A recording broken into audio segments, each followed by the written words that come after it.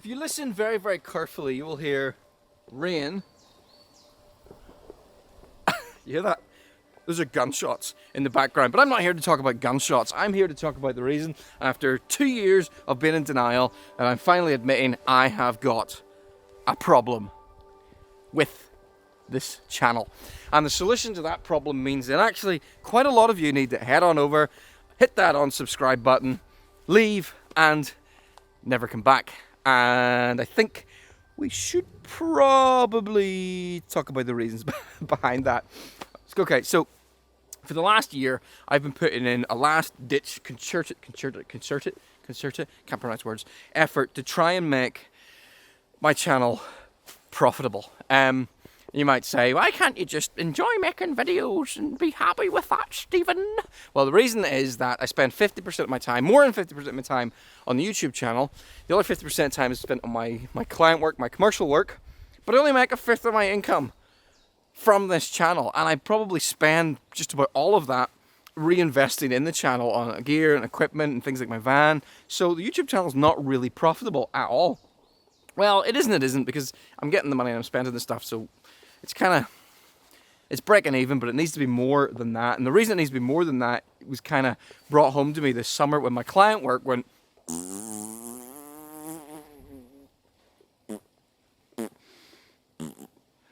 I had a very quiet summer. For 5 months over the summer, I was down, like, was not good. And there are all kinds of reasons for that, including, let's see, corruption, Vladimir Putin, and just bad timing. I'll explain if you really want me to at some other point, but genuinely Vladimir Putin was partly responsible for my loss of income this summer. You terrible, terrible man. Though, just to point out, Vladimir Putin is terrible for a lot more reasons just than my reduced income. Did not plan for this to get political, but did a little bit. There you go. Anyway, so income down this summer. I should have seen it coming. I really, really, really should have seen it coming.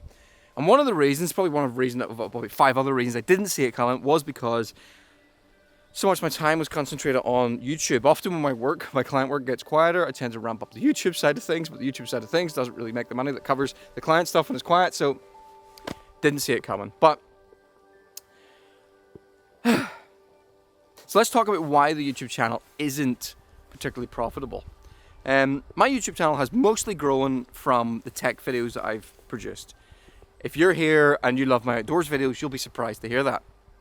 But it's a fact. The vast majority of views, vast majority of subscribers and so on, historically, have come from tech videos. And it was particularly between the 2 years of the pandemic, when I wasn't able to get out as much, I just produced a lot of really cheap, thrown together tech videos. And some of those did really, really well and brought in a lot of subscribers. And I thought, that's not too bad, because those videos will kind of promote the outdoors videos and they'll get watched as well. Because really, it's the outdoors videos that I value the most, because it's the outdoor videos that I get the comments that really make my day. They actually have value. The tech videos, I'm getting someone to buy something, let's be honest. Ooh. I'm using video techniques to manipulate people into buying something. That's a very cynical way of looking at it, because, people do need to buy things. But anyway, but the outdoors videos, what I find with those is they often mean a lot to people.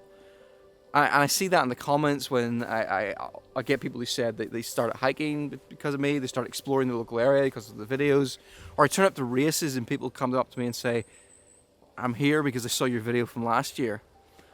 I've had people say the videos have helped them with their mental health, helped them get through tough times, and that just, putting that kind of value out there means so much more to me than making a little bit of extra money. Although I'd be lying if I didn't say I wasn't partly motivated by money, because I love gadgets, so I do need my money. But yeah, it's not what I value. It's not what I value the most. So for me, it's really important that those outdoor videos thrive. And the fact is, because the tech videos are so popular, what happens is that I want to go the other way for dramatic effect. What happens is that I think YouTube kind of sees those. Oh, Stephen makes this really popular content, and then he makes this less popular content. So this channel has popular content, less popular content. Well, we're just going to promote the more popular stuff. So I think the tech videos are killing the potentially outdoors videos. And one of the other reasons why I think that's true is if I look and see other outdoors channels that have started in even the last year, and they're not even necessarily producing better quality videos than I am. In fact, some of them are producing much lower quality videos. And I don't say that as a slight. What I mean by quality, I just mean it's production value. There are people who make much lower production value quality videos than I do, but it's their personality, expertise, and just storytelling that means it's still a quality video. But anyway, I'm seeing lots of channels starting up. They're being a lot more successful than I am, and they're niching. And it's because they've niched. They're getting maybe 10 times the views I am on their outdoors videos. And it's just because they've got that really narrow focus that I haven't had. So, as I said, it's the outdoor videos that produce the most value. And it's outdoor videos that are the most important to me. So, with that in mind, I've split the channel. I've ripped off the tech. I've gone through my channel, and because if you go to my channel, if you find a video on my channel and you're like, I like this video, let's see what else Stephen has produced, hop on over to the channel page and go to most popular videos. They were all tech. So immediately you think, oh, this is a tech channel, but I'm here for the outdoor stuff, and you'll go elsewhere. You'll maybe not subscribe, because I know I do that. So I've gone and I have removed the equivalent of probably 1 million views worth of videos from my channel. I've removed some videos with hundreds of thousands of views. My most popular videos are no longer available on the main channel. They're unlisted because they were tech videos. And some tech videos got to stay, but they only got to stay if they met certain criteria, such as being heavily about the outdoors. But I've removed hundreds of videos. So now when you go to the most popular videos page, there's a lot more outdoors videos there. And it was a big gamble, but already I've noticed that some of my other outdoors videos that I published months ago are starting to get views again, which is really cool, because it means now they're being discovered because they're popping up instead of a random tech video. And the other thing that's fascinating, this is really cool. So my views, overall views, have gone down quite a bit, but my watch time, it has gone down, but it's mostly stayed level. Okay, so there's less people watching videos, but those who are watching the videos are watching them for longer. And that's because people watch the outdoors videos for longer because they find them more interesting, because they find them more valuable to get from that. A tech video, people hop in, get what they want, and leave. But I can't just not do the tech, because the tech is the part of the channel that I actually make the money from. It's where, those videos that get really big views, that's where you get the advertising money from. That's where people click through, and that's where people maybe purchase a product. That, and I do like making tech videos. I like sharing the hints, tricks, techniques, and gear and kit and stuff. I like tech. I'm kind of nerdy that way. So I don't want to give that up entirely. So now I've got this dedicated tech channel, Steve's Tech Emporium. You can go subscribe. And that, by the way, is the reason why you might want to unsubscribe from this channel, because I know there's a lot of people only came here for the tech. I know that's true. You're only here for the tech because I always see certain names pop up whenever I publish a tech video, but they don't pop up when I publish anything else. Now, there will be some tech videos occasionally on this main channel, but if you want to get lots of tech videos, it might be you need to unsubscribe from here and go and subscribe to Steve's Tech Emporium.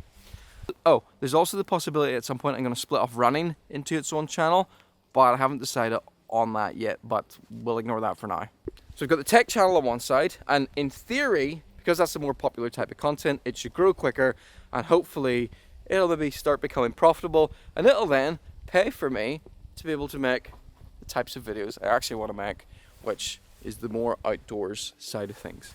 So what's going to be on the main channel? The main channel is going to be dedicated to outdoors adventures, and occasionally the technology that I use to make those videos. So I have some brands I work with do sponsor videos.